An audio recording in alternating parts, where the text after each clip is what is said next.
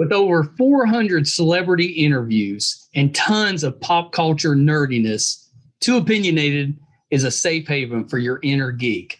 Find us at Meisterkhan.com or on YouTube under Meisterkhan Pod. And please subscribe. It would really help us out. Thanks, everybody. Hi, everybody. Welcome to another edition of Too Opinionated. Look who I have with me today. It's actress Ione Sky with me. So welcome, Ione. Hey, thanks for having me. I should have been recording while we were just chatting offline. We had this fascinating conversation about the weather and Jennifer Garner and mowing the grass, and I'm sure everybody would love it. I know, but now, now they'll never know. It's just a secret between us now. Exactly. Thank you so much for doing the show. I've been a fan of yours. It seems it's really weird because I'm at that age where it's been longer than it seems, but also just the shortest time. It's so weird. Yeah, I know what you mean. I totally know what you mean. Yeah. I know. I don't know exactly what to say with that because the years. Yeah, no, but everything is like, if you look back, it feels like yesterday for so many things, but then also feels like, lifetimes ago for whatever, all different stages in life and work and when you started working and everything. Is it different as an actress? Is it different looking back on things that you did when you were younger? Does that make it more stark? Like that shows the passage of time more starkly, or is it, whatever? Yeah, I mean, I do think, it's that there are certain times where it feels, almost like you don't even. It's not that I don't remember things, but it does feel like almost like a dream. It's so long ago. But then other times you can, just relive the moment of when you were, for example, filming something, or I don't know, certain memories, and your feeling is as if it is happening in the moment. So, but yeah, I did start so long ago. And I mean, my husband actually also started his career really young. So we have this nice thing that we shared in common where we had this blast when we were young, where we really were, really like not discovered. He was more ambitious, but we both had this sort of early like hit with our careers. And anyway, it's really nice to share that actually with him. That's actually a really, really good point, because he was like mid-teens, right? When things started to go well. He was like 14, 15, around the same age as, he's younger than me, but we share this sort of, just all this stuff you go to in your mindset when you're young, and just things kind of happening when you're young, and then trying to, make your career, making choices then to keep your career going when it sort of happened to us. And you have this beautiful like grace period where it's kind of flowing at first, and then you have to kind of start making choices and all of it. Yeah, it's kind of like at the beginning, I could see where not that it's easy, but maybe easier, because you're just kind of letting it come to you. But then as your career goes along, then you got to start making the hard choices. Yeah, for sure. Yeah. Yeah. So, okay. So let me back up. Let's start this way. Tell me a little bit about, what got you into acting? Why did you want to become an entertainer or an actress? I think, for me, it was sort of accidental and not. I was a big movie lover growing up in a way. I mean, I loved old school kind of musicals, and there's this channel called the Z Channel in LA, and it was almost as if it was like USC Film School. Whoever curated this channel, it was like the most amazing films from, I don't know, it was more like avant-garde and all sorts foreign films, and and then of course there was just regular films that I loved like anybody else, like meaning, just whatever was happening at the time. But I was kind of shy, very artistic. Like I drew, Yeah. I wrote, I loved like kind of dance and things, but I never pictured myself pursuing it. And I have one older brother. I have a couple half siblings, but my older brother who I grew up with, and he was like born like tap dancing out the womb. He was just like going for it. He got himself an agent somehow. Like he Nice. was starring at all the plays in his school. He was really outgoing. And I was a more private kind of artist inside. And he was auditioning on his, he was auditioning and doing stuff. And he got me in on an audition. And I think I did it only because I was sort of hating high school, to be honest. Yeah. But when I got the role, it was this River's Edge, and it was this really good film. And I recognized I don't know how I was already kind of pretentious with movies. I don't know. It's weird. I mean, I'm 51. I don't know at 15 how I knew about like, I loved I don't know, just like I don't know, just like very kind of artsy kind of films already. So I recognize River's Edge as sort of an interesting, the people involved were interesting, even though I barely knew what a director did. Anyway, I got in on this audition. I forced myself out of my shyness and I got the role. And I think it was kind of to get out of school. Like I'd gone from a private Catholic school and then my mom couldn't afford that anymore. So I went to a big public high school and I Yeah. was just drowning. I mean, I wasn't like I wasn't like getting into trouble, but I just was like, I was nowheresville. I just felt like, at least in my private school, I felt like some sort of structure. So I think I was just like sort of unhappy in high school and I wanted to get out of high school. So I like made myself work hard on an audition. I was And going to then say, I so found myself on the set. acting was your escape from high school. I think so. And then, but you never know if there was sort of, I grew up in LA, maybe it would have happened anyway, but my brother was making it happen for himself. Right.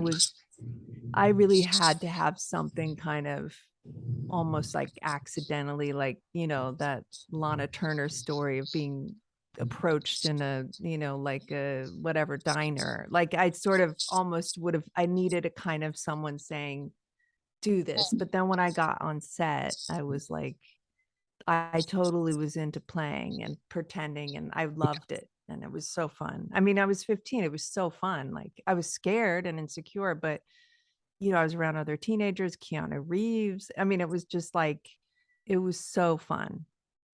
Yeah. Oh, it had to be. It looked fun.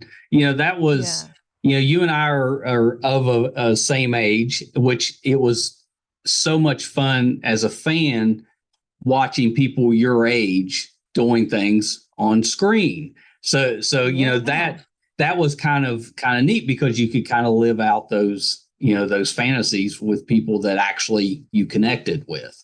So it looked fun. It looked like you guys were just having a blast. Yeah, like my littlest kid who's 12, Stranger Things is just all the rage. And I think part of it is just they see these teenagers and they're like, wow, they probably aren't thinking how fun for them. They get to all work together and they're doing this, I mean, of course, the real inside of it all is that I was thinking of my performance and I was worried I wasn't going to do a good job. And of course, you're still a teenager and do I look good in these jeans? And, you're still having these concerns, but at the same time, what a great adventure. I mean, it really was. And working I wasn't getting a lot of, self-confidence in school because my family were not very academic. I didn't have a lot of support academically. And so I got a lot of confidence working, like, even though maybe 15 is a bit young, but I did feel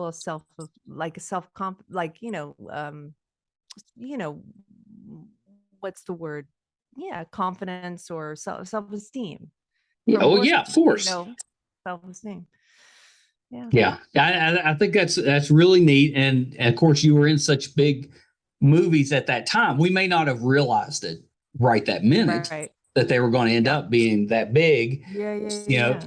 Say Anything obviously is the one that most people would go back to. See, for me, I love Say Anything. Everybody does. But for me, I was a big Jimmy Reardon fan. Oh, yeah.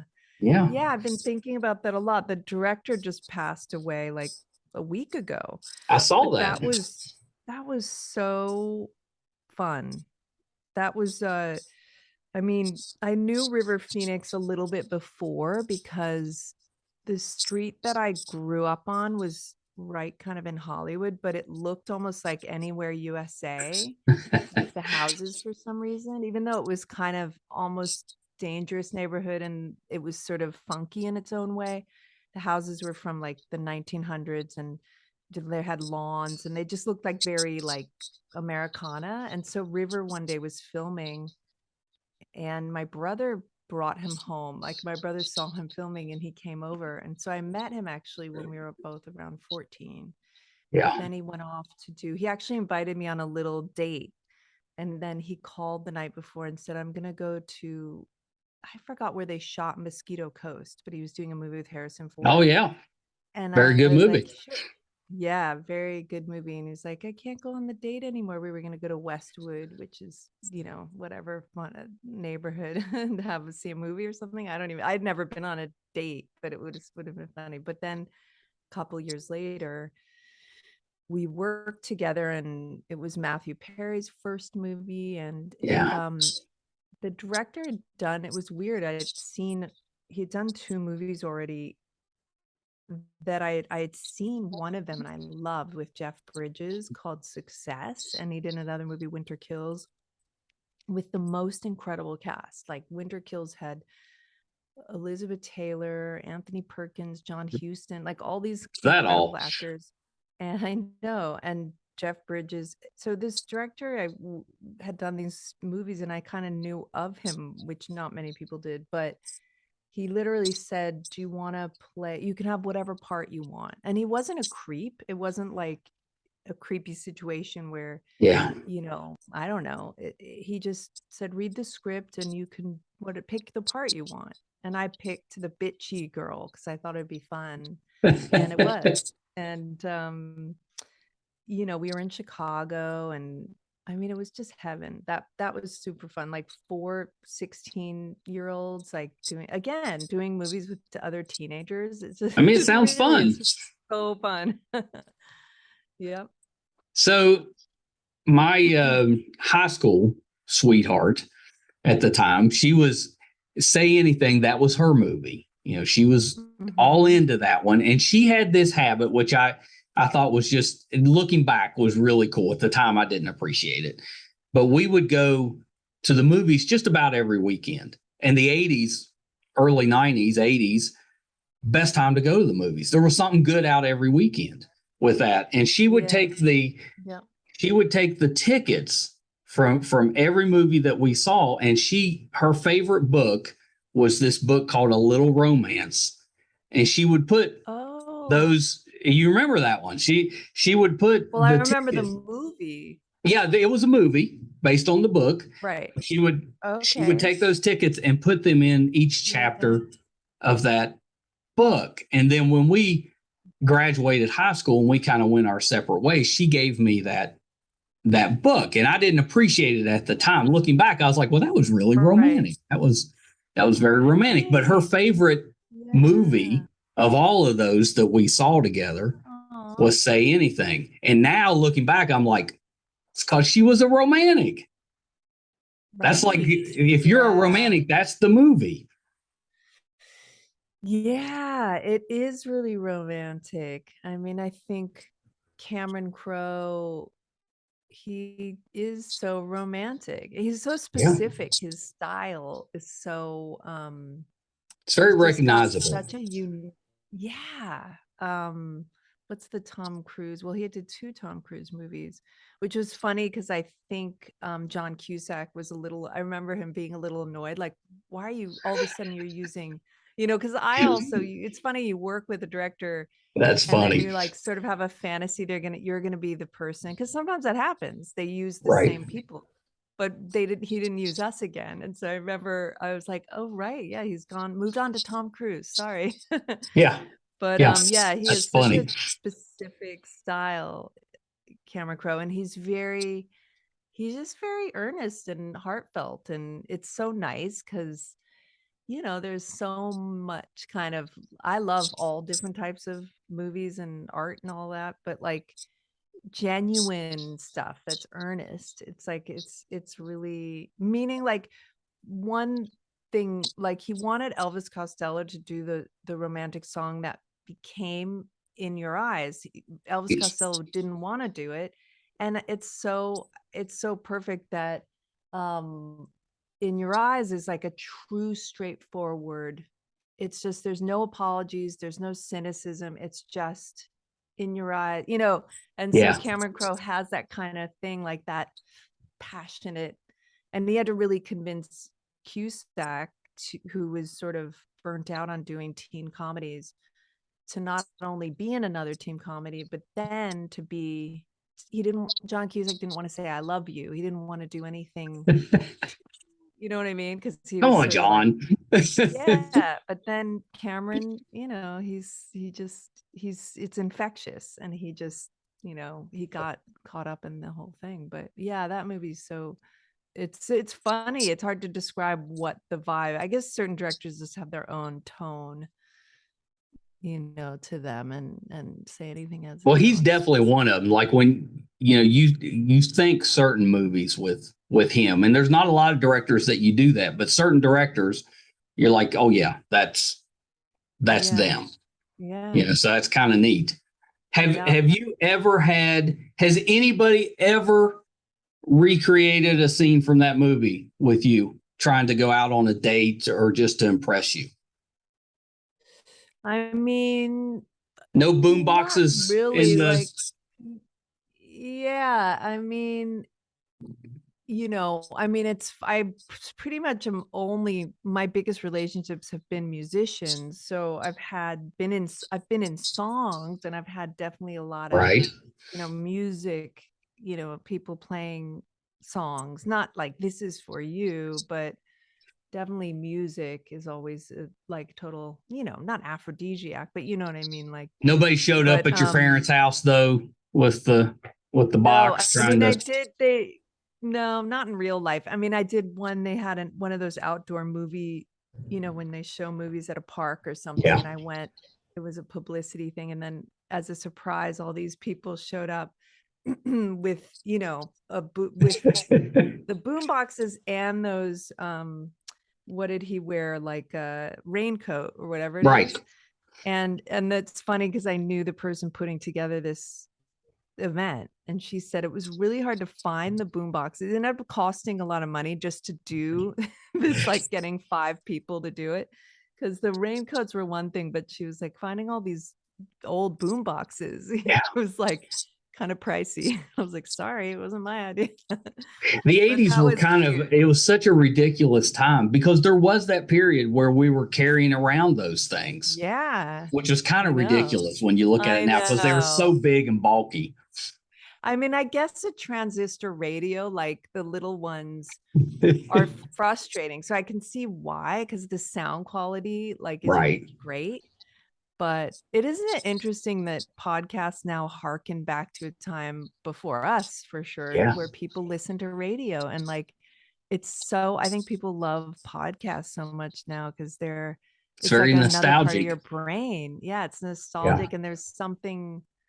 It's just like the way reading is different to watching a movie. Podcast, it's like a whole other part of your brain, but it's so great. Yeah, I think that's agree. Why the boom boxes, the sound probably is better, but it's like so big. Who wants? It's so big. I mean, you have to carry them up on your shoulder. The whole look. The 80s in general were just ridiculous. They were the best time to grow up, but just ridiculous. Shoulder pads, the hair, everything. Oh, the hair. Big. Oh my gosh. Everything was like puffed up and big, and I was wearing, I had a different collar parachute pant for every day of the week. And those like a members only jacket. Which jackets? The members only jackets. Oh, yeah, members only jackets.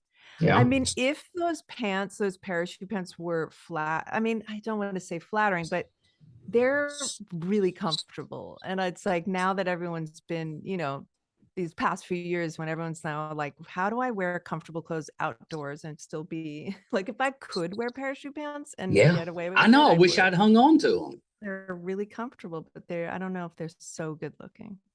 No. Oh, they're not. They're not because and they're always some outrageous collar. And then I had like Yeah. a muscle shirt that was Yeah. also a different weird, or maybe had like the leather stripes or something.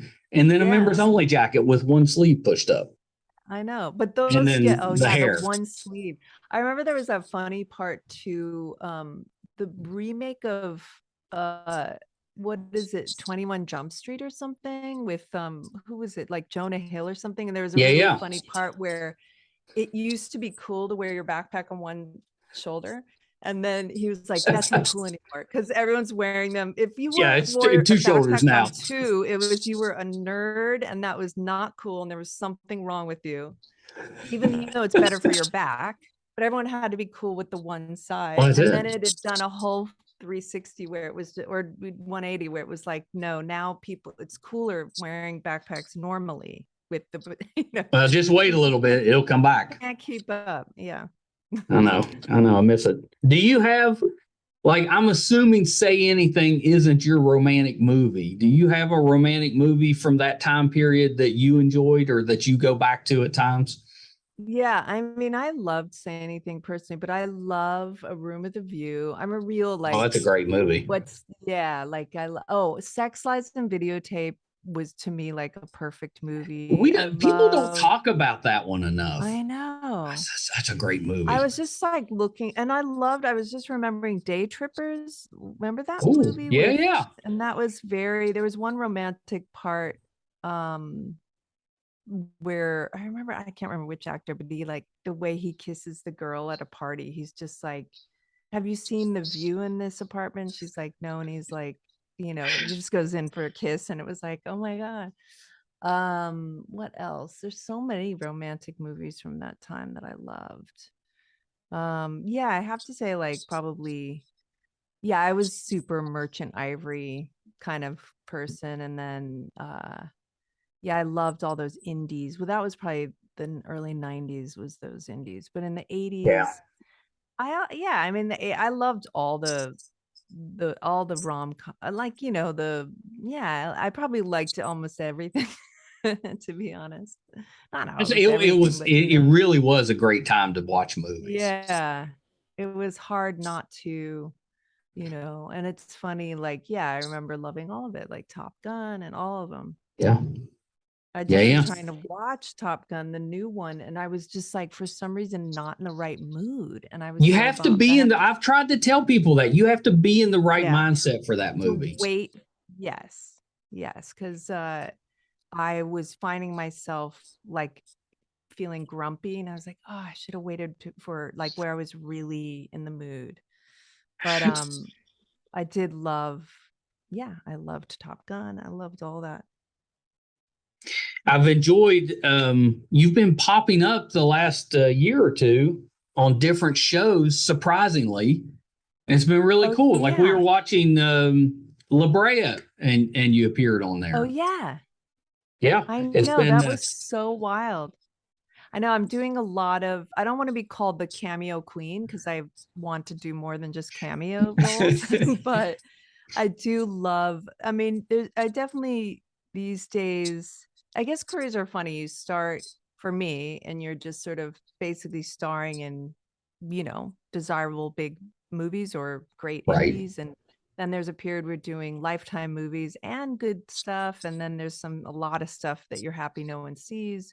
And then you get to a point where you're like, maybe do I just do theater and be respected, or do I just do great parts, and even if they're small, and things that I'm lit up about? Like I'm in, who Ali Wong is? Oh yeah, and, of course. And she's got a show coming out that's going to be great, a TV show. And I have a cameo, but like, I'm really excited. I want to do stuff, with people I'm excited about and shows that I'm excited about. But yeah, I don't want to be only the cameo queen, but I'll take that over. I think that would be maybe. fun if I was an actor and I couldn't be, but if I was, I would totally do that. I'd be calling people up and be like, I like your show. You want me to come in and play a store clerk or something for an episode? Exactly. Yeah.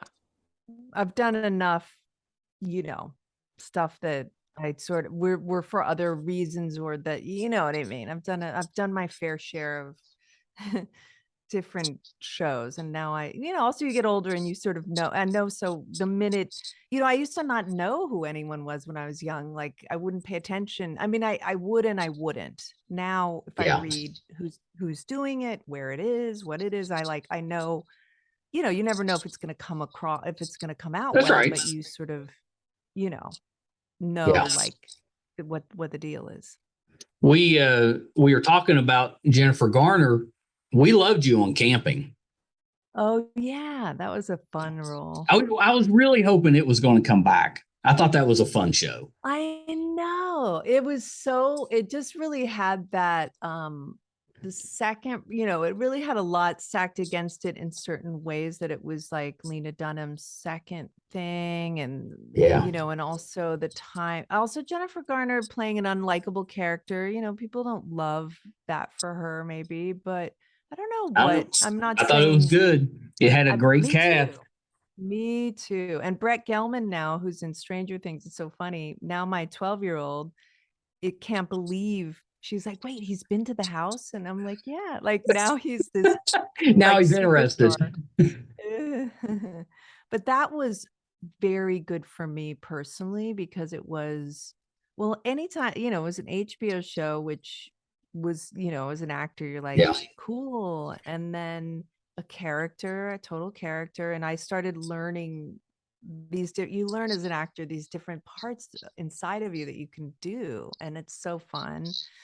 And yeah, just playing with great people, really, like acting with, and I mean, David Tennant, my older daughter who loved Doctor Who. I mean, now it seems like I only do things for my kids, but still she was like, oh, David Tennant. And then I think that's okay. Yeah. She had just gone off to a different school and was feeling really like upset, and I was like, can you do a video for my daughter, who will be so, like, I used and he was so nice. That's good parenting. Did a video for her and she couldn't believe it. And of course Jennifer Garner, like, was life-changing as a person. She's really, I can't undersell what a wonderful person, and so professional, and like treated everybody the same, and also had, was very like playful and went for it. And anyway, that was very fun. You never know when shows, who knows, maybe it'll get discovered later. I hope so, because it was one of our favorites. We just really enjoyed it because it was different. It just had, and maybe it was because of the role she was playing that made it a little bit different. But I thought everyone was sort of unlikable and struggling and whatever. But yeah, that was very, very fun. Yeah, it was pretty good. Do you still draw, or do you still paint? I do. I'm doing like a self-portrait at the moment, but I do. Because I paint, and with oil paints, it takes a second to kind of build up to it, because it's kind of messy and it's sort of a thing. And when the kids were little, it was pretty hard, because they would always want to paint if I started painting, and oil paints are like, they can't, then I'd end up setting them up with paints they could use, and then the whole thing would just be them painting their thing. But yeah, I go through phases, and I sell them basically one by one. Like, if I, usually someone will see one if I post and like, can I buy that? I've done a couple I've had a couple art shows, but usually it's just sort of piece by one-offs. Like, I have a friend, one-offs. Like, a friend has got a new place, and she's like, I have more wall space. But anytime I've been commissioned, like at school, some parents will commission me to do their kids.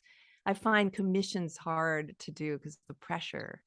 Right. Like, if I'm painting from just what I want to do, and then someone happens to like it, but painting people's children, the pressure Well, because is so big. you're not like inspired to paint that. You have to kind of find the inspiration. Yeah.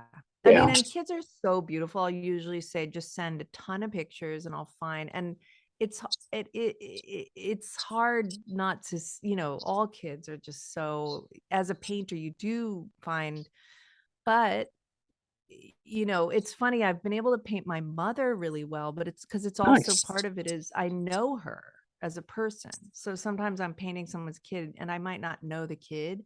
Yeah. And to get the vibe, it does help knowing the person's, inside. Yeah, you want to bring out their personality a little bit. Yeah. Yeah. And sometimes it comes off as like just more maybe looks good, but it's not their vibe. My wife paints, and she does like all of her paintings, she does the for charity type stuff. So she'll paint something and then it gets auctioned off. Well, I never want to get rid of them ever. I always just fall in love with everything she paints. So I'm always the guy. Can you keep some of them? No, she won't let me keep them, but I'm always there trying to buy them back. Yeah. So I got some of them back, but I have probably overpaid. Right. Oh, that's amazing. Oh, that's really funny. That's one of these days she's going to like look in the closet and find all the paintings that I have bought back. No, I think it's good. You have to keep. I remember my first husband's mom was a painter and she passed away and everything, but the paintings that the kids still have, it's like really, I mean, that sounds really sad, but it's like really cool that they have these paintings. And for me too, the paintings I still have around, a couple of them, I'm like, you got to keep some of them. Keep a couple of them. Yeah. You have to. So you write as well, right? You've done some children's books. I did a children's book and now I'm writing something at the moment, a memoir, because there was some interest and I'm loving. That's exciting. So fun. I like writing a lot. And then I've got this podcast with my husband, Weirder Together, that you were listening to. And also it's sort of become a network. So we're starting in the beginning stages of producing other see that are more sort of story driven and different. Like one is really cool. Did you see Sherman's March? Did you see that documentary, Sherman's March? I did see that. Yes. So there's one I only relate to, but it's a woman sort of reliving her past romances. And it just, I was saying, part of her homework, I was like, watch this documentary, Sherman's March, because it's meant to be this man doing one thing. And then he ends up revisiting all the girlfriends and stuff. Yeah. But we want to do some. That's actually really a good idea. Yeah, it's so we're having fun ideas. It's early. Ours is just a joy. Like that's my favorite thing right now is writing this memoir. I'm waiting to see about next. I always am very intrigued with my next acting things because it's almost like, they come out of, you don't know what the next job will be. And it's just sort of fascinating. And you'll get like an email, from your agent, like there's an upcoming thing. And it's always that sort of up in the air and always sort of interesting. But the writing the memoir has been amazing. The podcast with my husband has been amazing. And I love painting stages, but I haven't really been in a big stage of painting. But you have to. Yeah, that has to. Like watching my wife, I get that. It has to kind of come to you. The mood has to strike you. You can't. Yeah. It's difficult just to say I'm going to paint today. You have to have the right mood to do it. Yeah. From what I understand, I couldn't paint a lick. So yeah, I mean, yes, for sure. I mean, I was listening. I was listening to your podcast, yours and Ben's, and really good. It was funny. It was like because it's just you two talking, and you're kind of letting the conversation take you where it wants to. And I think those are the best podcasts because it's just it's interesting. It's telling a story, but it's like we don't really know where it's going to go. And I'm not 100% that you knew where it was going to go. You were just kind of letting it go. And it was, it's really, I wanted to tell you that. It's really, really fun. So much. listening. Yeah. You know, when I so started this one, it was with my son, and he he's decided he would prefer to be behind the camera, so he does the hard stuff. Right. But every once in a while, every once in a while though, we'll get together and just talk, and we'll have an episode with just the two of us. Those are the best ones. Yeah. So much fun. Yeah, I love it. Ben is technical and he'll do both. So he's really, but he has a lot of energy. So he doesn't mind doing the hard stuff, as you say, he putting it together. It's so much harder than just showing up and talking. I know. I'm so lucky. But he's over the years having a home studio and stuff. Yeah. And also when we've done, we've also like directed whatever shorts together, our music video or something. He won't do all of the technical stuff, but he definitely knows a little bit. So I think when you texted me and said, "Oh, I'm here, I'm ready," I was like, "Okay." You were talking about visiting Robert Downey, so I was like, "Oh, that's pretty good." So I got to go. I'll have to go back to it and hear the end of the. Yeah. I know. It's so funny. What a career he's had. What a life. He's had like 2 careers. Oh yeah. 2 complete careers. Big. He was really big. And then disappeared. And then he disappeared. And then, wow, did he come back? I remember when he came, we were friendly, and he said, "Should I be on Ally McBeal? I don't know if I should be on Ally McBeal." And I said, "Yeah, that's a good, you should." It's a fun show. That's really, I mean, don't ask me, ask your people. But then who would have thought, because he was huge when in the 80s, but who would have thought what would happen? I mean, I have a couple of friends, like my first boyfriend was Anthony Kiedis from the Chili Peppers. Right. There's a couple of people, and I'm friendly with Flea, that it's sort of mind-blowing when I was friends with them when they're young. Like, just sometimes that trips me out.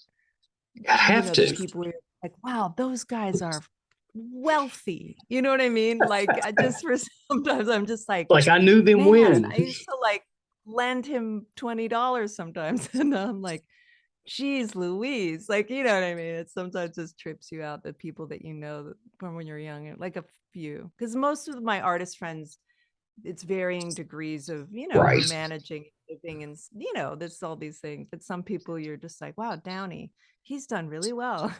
He's done all right. He's not that's what life's about, but sometimes I think of these things. No, but he always has been such a great actor. Yes. And I think he just got back to it. And that's part of what's sort of mostly what's sort of amazing is that, it's really is there's a talent there. You can sort of think, well, there's something that happened but it's not like they did a deal with some mobsters and then that's how they made their money. They're just lost it. They're really, really just doing their thing. Well, and there's so many of us that are just a mess when we're young. Most of us go through that period where we're just a disaster. And most of us never really quite recover from it all the way. But he completely has. I know. Yeah. I know. It's very impressive. It really is. Yeah. Yeah, it's pretty good. It's pretty good. So what's next on your plate? So you got all this stuff going on. And I know you're working on the podcast and you're writing now, which that's exciting, the memoir. Yeah. Is there anything left acting wise that you still want to try? Yeah, for sure. Like I said, things keep coming in, and as you get older, you sort of pick and choose, more, because I have other things in my life, I can sort of pick and choose, and I'm kind of just seeing really what comes next. And really, I just really do, it's project by project when things come along, it's not, some things I'm not right for and some things aren't right for me. But there's nothing. I do have this Ali Wong show coming out called, the name of the show is called Beef. A weird name in a way, but it's going to be really good TV show. And she's so funny. She's so funny. And she's talented. I wanted to be her best friend. I was like, maybe we'll be best friends after that. But yeah, I really just, any movie or TV. And I love, I love like develop, I've done short films and I sort of entertain like TV directing, like a lot of actors end up TV Right. directing, but it's not exactly for me. I'm too kind of, I don't know, like I would rather just do short films or direct a music video again or something like that. It's a time commitment. Yeah. And I honestly don't know. It's sort of weird. It's like I have a mental block. Obviously, I would know how to TV direct at this point, and I've even shadowed friends just to sort of imagine. But I have this funny mental block where I feel like I don't even think I would know how, even though TV directing is it's different to directing, something Right. like film.